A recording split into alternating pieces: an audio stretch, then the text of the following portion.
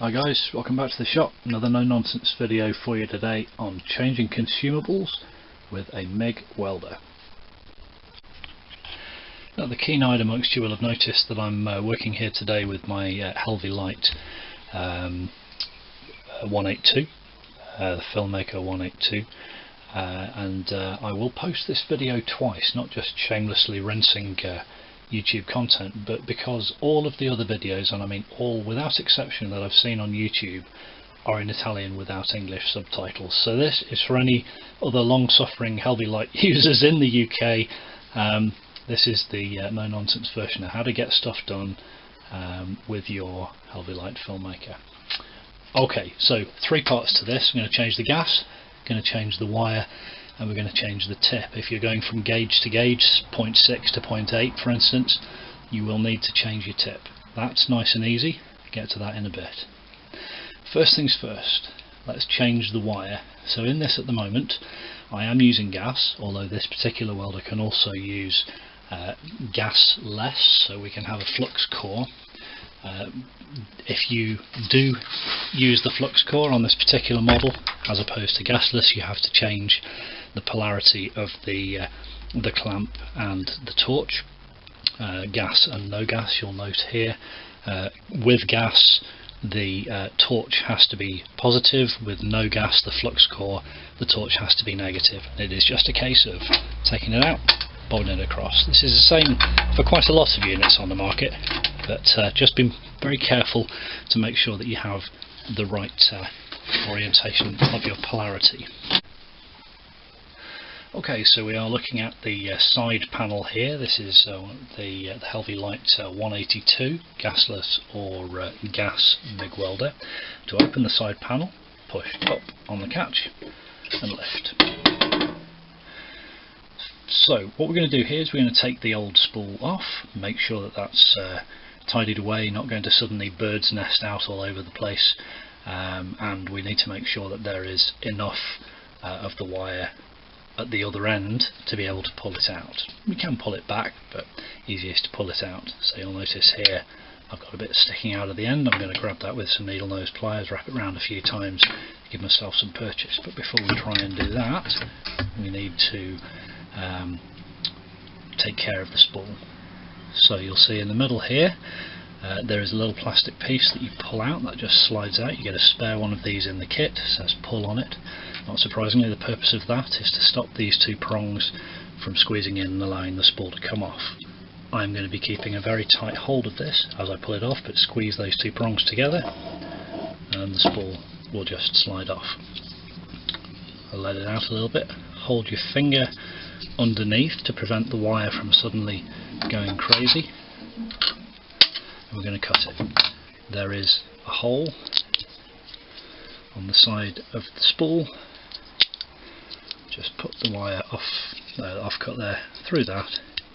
I'm going to put that in a Ziploc bag with a couple of silica gel packets just to keep that nice and corrosion free.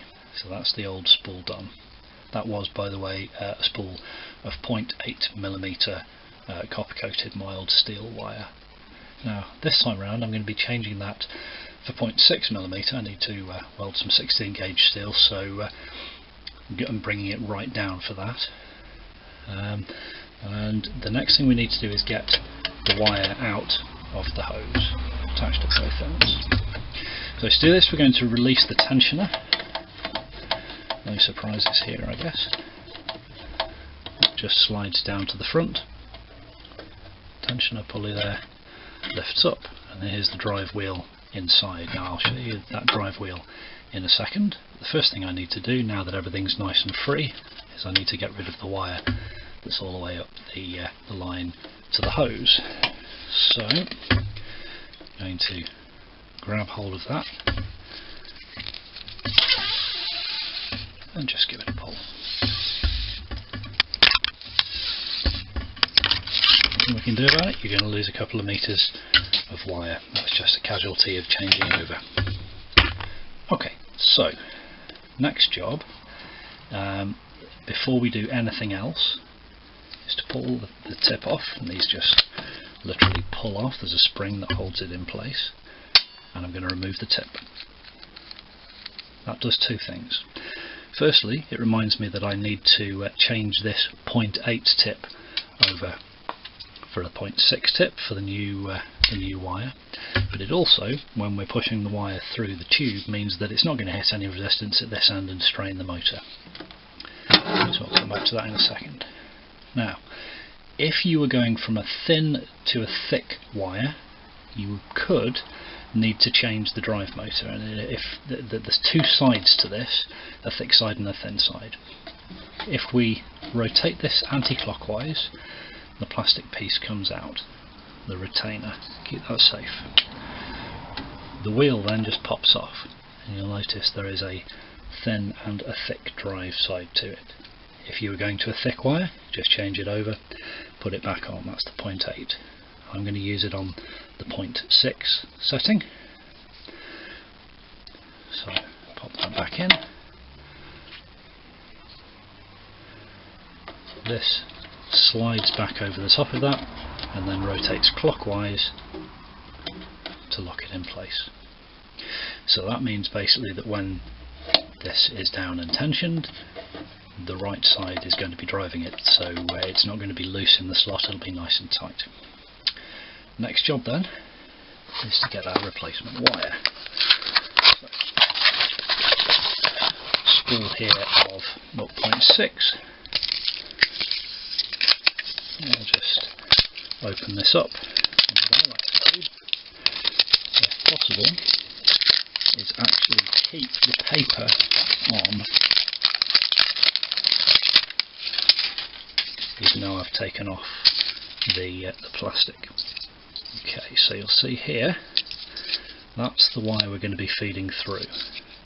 And there's a very high potential for this thing to suddenly unspool all over the place and make a massive mess and leave you with a lot of wasted wire. So what we're going to do is going to tease that out of there and just pull through the absolute bare minimum to get this loaded up with the paper still on.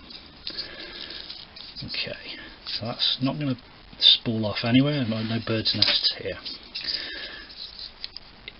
So to refit this, you just push it over these two prongs. Easier said than done. Certainly doing everything at arm's length so that you can see past me here. There we go. And you might need to push them apart a little bit to get the plastic retainer back in, but the push piece there stops it coming back off. Now, two ways of doing this. You could have slid this in before, but for me it's just easier to do it afterwards, as long as you have enough to play with. I'm going to feed that wire through. You'll see it coming through here. It has to go into the blue pipe that goes out to the hose. That's now in place. Pop the tensioner down, tighten it up.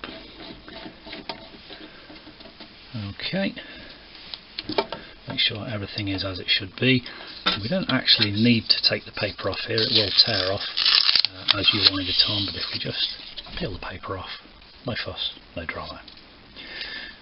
Now to put this thing, switch it on now. Now with that switched on, I can feed the wire through it. And remember, there's no tip in here yet.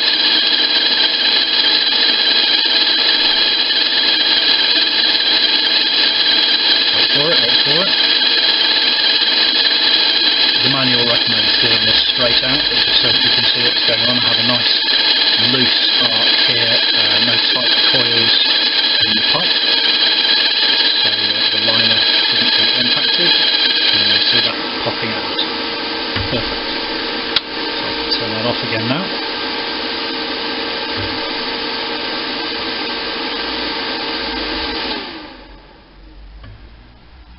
Okay, and the last thing to do, making sure that you have the right size tip, that is a 0.6mm. Slot that over the new wire.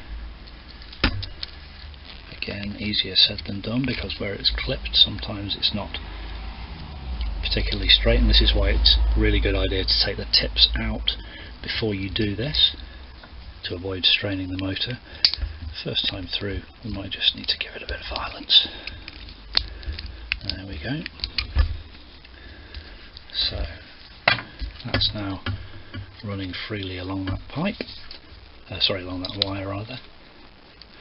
So screw that tip in.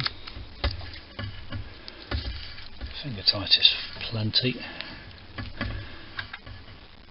Put the shroud back on, and I'm just going to put the power back on one more time just to make sure that that's flowing freely, which it is. Perfect.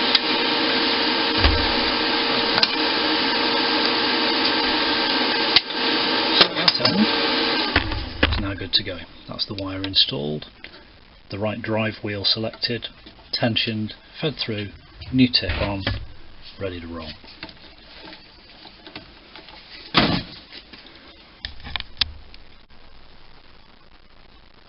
Okay, so now the gas. We're going to need a PosiDrive 2 screwdriver.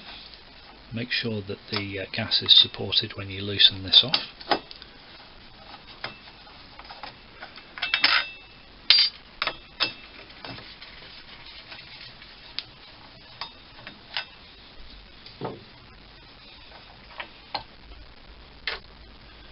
So what I'm going to do here, making sure the gas is turned off, and this is half full, so there will be a character building amount of gas comes squirting out of the pressure relief valve on the side when I do this.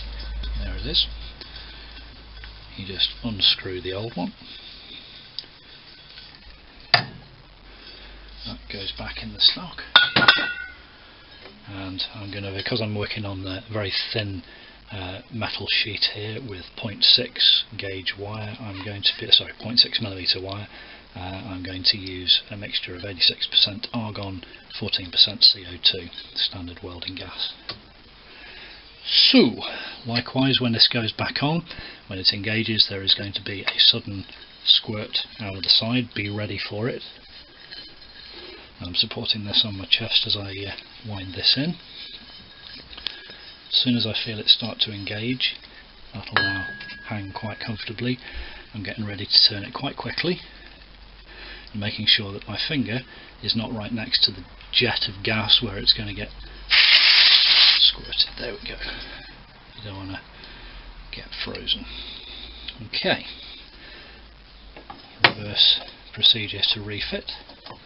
I am just going to reposition the plastic clamp. The weight of the bottle supported there on the bench.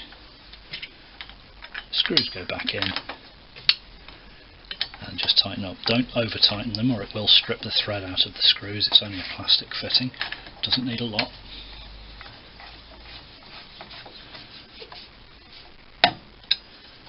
That's us. Perfect.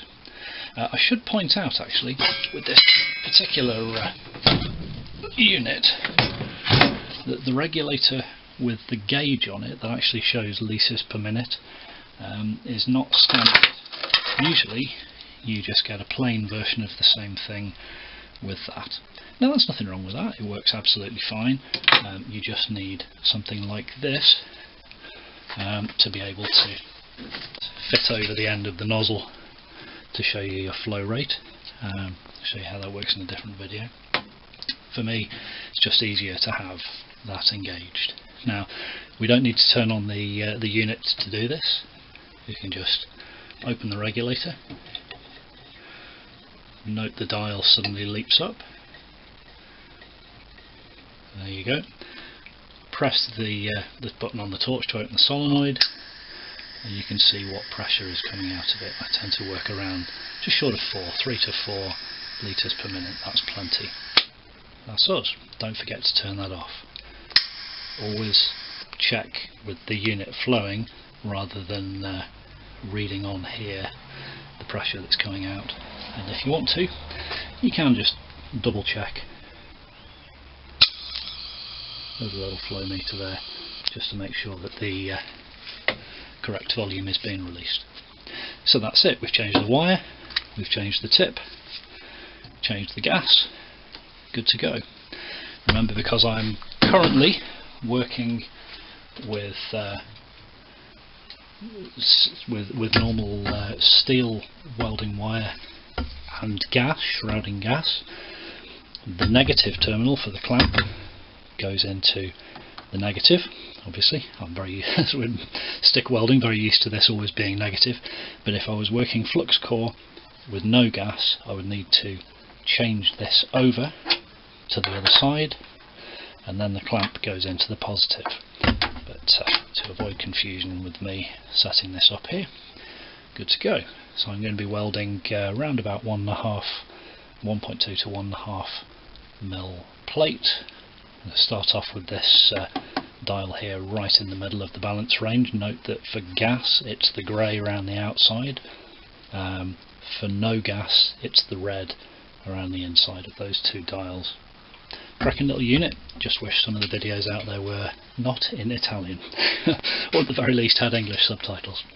There you go, so that's how to change the consumables on a Mig Welder.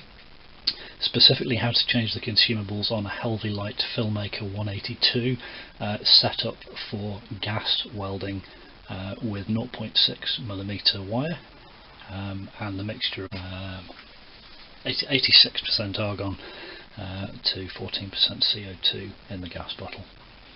There you go, hope that's been useful.